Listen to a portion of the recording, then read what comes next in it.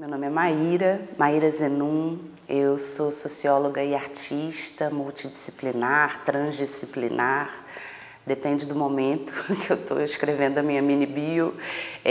Moro em Portugal há 10 anos, vim para estudar, me apaixonei, fiquei, casei. Hoje tenho 2 filhas e misturo tudo isso com o meu trabalho que tem muito a ver com a questão da presença negra no audiovisual. Acho que é isso um pouco, tanto na sociologia quanto nas artes. Eu, enquanto artista, produzo coisas pensando nessa ausência e nessa presença, nessa ausência na memória coletiva, principalmente Portugal, por ser um país tão colonial ainda, e enquanto socióloga, né, escrevo, reflito sobre como é que a estrutura mantém, né, determinadas questões relativas à presença negra em Portugal. Eu tenho uma relação com imagem que é um pouco familiar. Eu fui criada dentro de uma televisão, da TV pública no Brasil, da TVE. Meu pai e minha mãe são jornalistas, então tenho muita intimidade, familiaridade com câmeras, estúdios, cinema, televisão. É uma coisa que faz parte da minha vida desde muito nova. Então, na graduação eu já estudei imagens, eu estudei as novelas brasileiras. No mestrado eu estudei o cinema brasileiro e o processo de industrialização do cinema. Assim que eu terminei o mestrado eu comecei a dar aula. E foi um processo muito interessante. Morava em Brasília, que é uma cidade que tem muitas embaixadas e corpos diplomáticos. Então, um dia eu descobri que estava tendo uma mostra de cinema no Centro Cultural Banco do Brasil, que era o Etalon de Enenga. Eram os vencedores de um festival que eu nunca tinha ouvido falar, que chamava FESPACO, que acontece em Burkina Faso, na capital, Ouagadougou. E eu achei os filmes interessantíssimos, porque enquanto uma pessoa negra no Brasil, eu já estudava sobre isso e era visível a invisibilidade e a subalternização das personagens negras nas histórias contadas na televisão, no cinema brasileiro.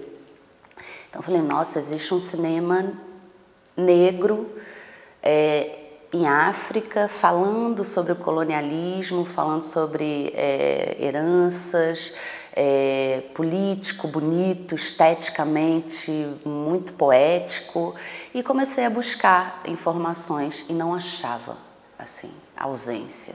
Dificílimo acessar os filmes, entender como o festival estava organizado, mas como a gente é do movimento negro, do movimento sindical, vai criando pontes.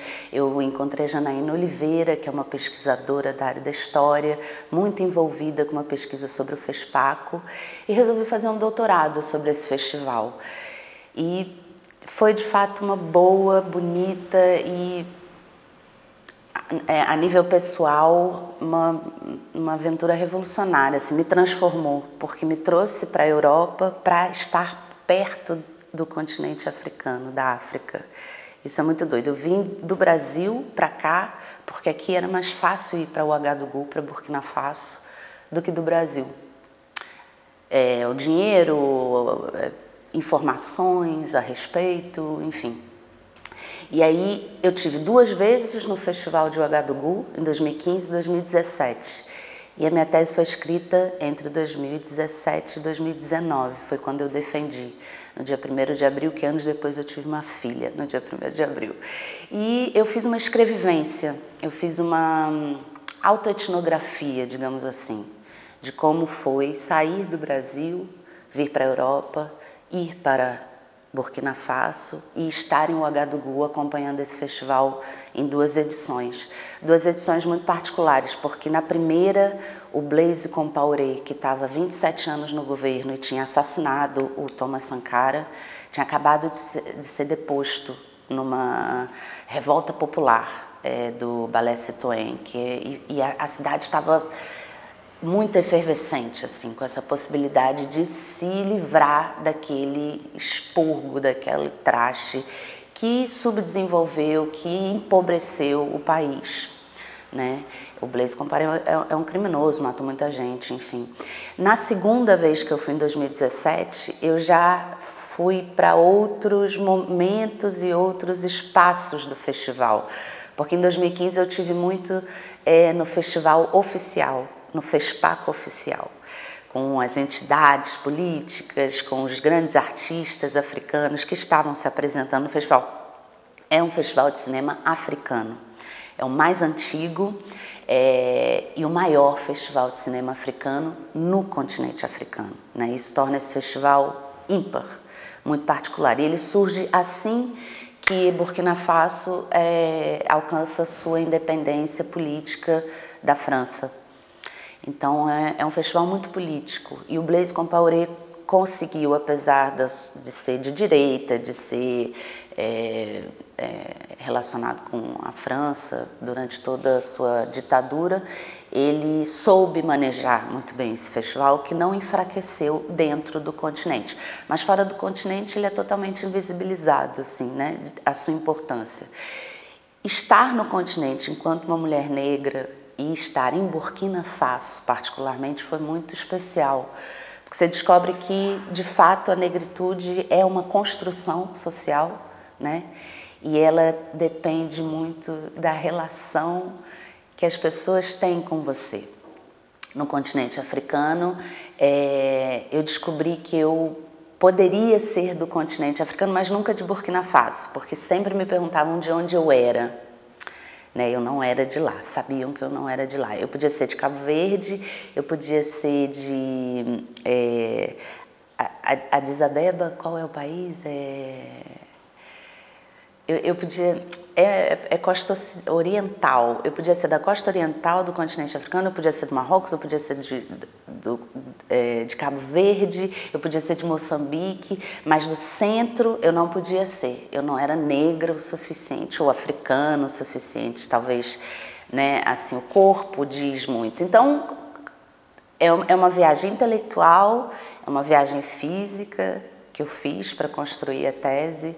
Foi uma boa experiência, me ensinou muita coisa, me ensinou que eu sei muito pouca coisa sobre os processos políticos, sobre a relação entre os continentes, Europa, África, América, sobre a colonialidade, enfim, foi muito importante para a minha trajetória. Quando fui escrever a minha tese, eu busquei estratégias. E a ideia da escrevivência, que foi criada pela Conceição Evaristo, fez muito sentido para mim. A academia é um espaço muito, muito branco, muito elitista, muito classista, muito misógino, né? E a ideia de que a academia produz conhecimento imparcial é a maior falácia da ciência, né? Isso não existe. Não existe conhecimento imparcial. Então, a ideia de fazer uma etnografia me parecia complicado, tendo em vista que a etnografia é um método criado exatamente para olhar o outro. Eu, que coletivamente estou organizada para não enxergar outros e enxergar nós, né? Coletividade. Então, no Brasil, a Conceição Evaristo, ela cria essa noção de escrevivência, que é muitas vezes falar na primeira pessoa ou falar sobre a história de outras pessoas, mas dentro da ideia de que constituímos um todo, né? De que somos uma coletividade. A escrevivência está muito ligada à cultura negra no Brasil. A Conceição Evaristo é uma escritora muito pouco reconhecida pelos espaços formais, a Academia Brasileira de Letras não a convida, né? Enfim, tem toda essa questão, mas ela é genial, ela é fantástica na sua escrita e na sua construção teórico-metodológica, porque ela é uma acadêmica, ela também produz conhecimento acadêmico. E a ideia da escrevivência é escrever a vivência, uma vivência que está fora da escrita formal, né?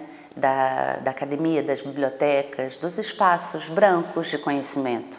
Então, quando eu entendo que eu sou alguém que estou indo para Burkina Faso, mas eu não estou indo lá para observar impunemente, eu não sou alguém estéril, eu não sou alguém imparcial, eu tenho uma trajetória, eu tenho uma negritude, eu tenho uma ancestralidade.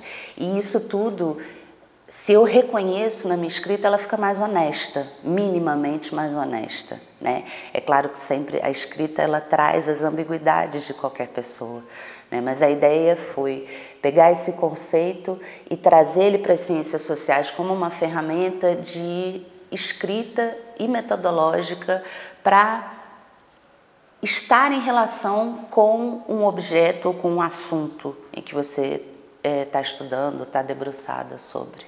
Acho que por isso eu pensei na escrevivência como a minha principal ferramenta para a escrita da tese. Eu tento trazer na minha tese como é tudo muito ambíguo e como pode ser tudo muito estratégico, né?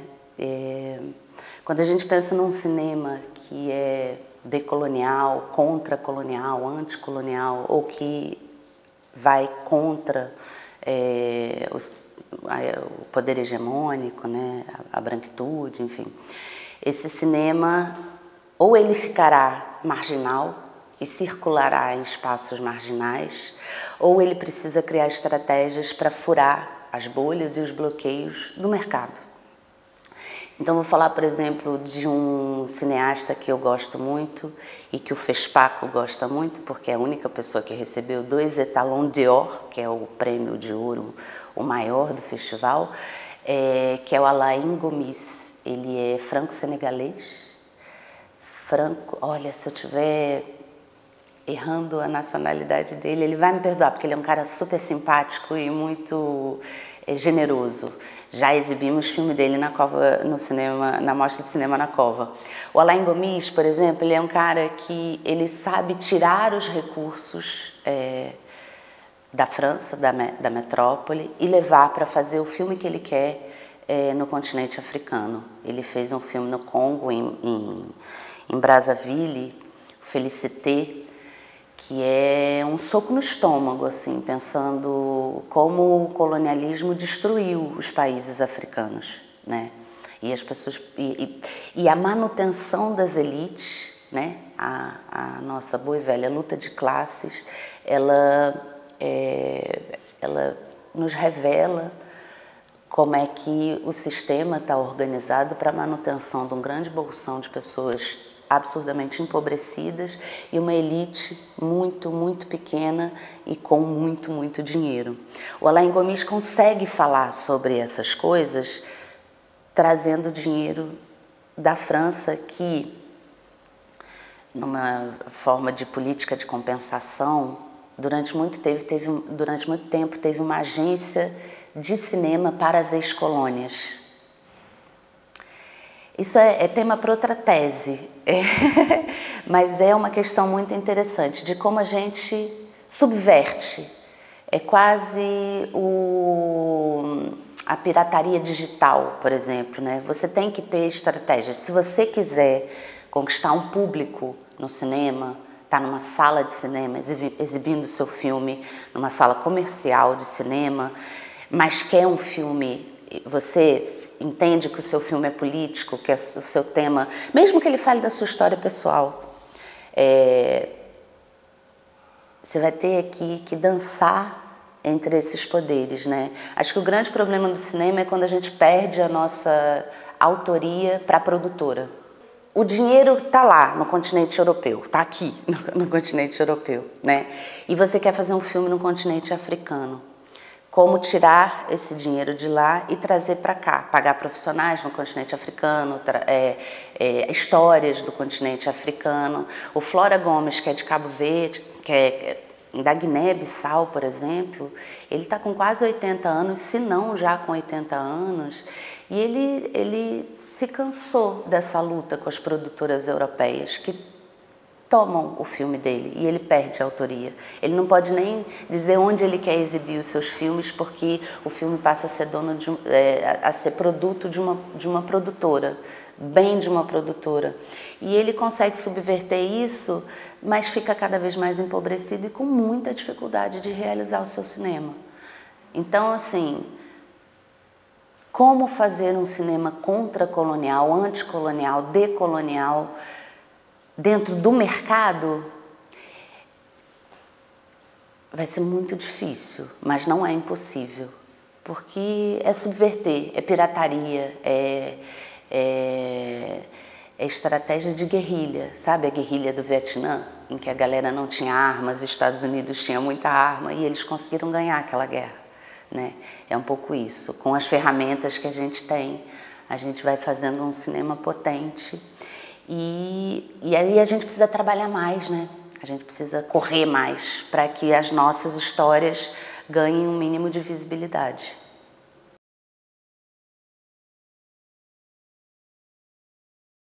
O espaço em Bom de 67, ele surge na Damaia, quase como uma zona libertada, pensando na nossa herança de Cabral, né? E a nossa intenção era ter um espaço cultural, e há pouquíssimos na linha de Sintra, mas com um diferencial. Além de ter pouquíssimos na linha de Sintra, mais um diferencial, que é gerido por pessoas negras, pensando a agenda desse espaço. E isso é importantíssimo, tendo em conta que quem gere, escolhe, né? E isso também não é ao acaso. As agendas culturais dos espaços em Portugal,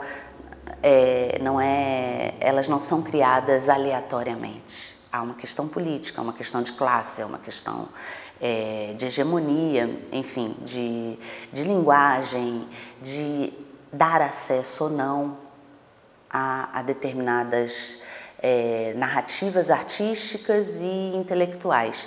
Então essa era a nossa missão, ter um espaço cultural gerido por pessoas negras na linha de Sintra.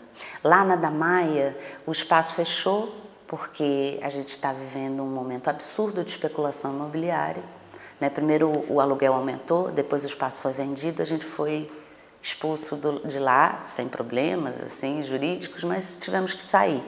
E encontramos esse novo espaço, aqui em Monte Abrão, pertíssimo da estação. Um espaço que a renda é um pouco mais cara, mas a gente juntou mais gente para dividir despesas e responsabilidades, né? Então, lá na Damaia, o espaço ele era gerido pelo coletivo Embonge 67. Aqui em Monte Abrão, o coletivo Embonge 67 convidou a Nega Filmes e a Fonte para se juntarem na manutenção de um espaço anticolonial, decolonial, contracolonial, seja lá como as pessoas queiram chamar, mas revolucionário, uma zona libertada, onde a gente possa falar da questão política que afeta, da literatura para crianças negras, uma exposição sobre Cabral Camori, trazer a Ruth Gilmore para falar sobre zonas libertadas e como é que a gente cria estratégias para sobreviver a esse sistema que nos empacota, né? E nos limita, e nos oprime, e nos torna robôs para a gente aceitar que o capitalismo é a única possibilidade de sobrevivência na sociedade e nas comunidades humanas.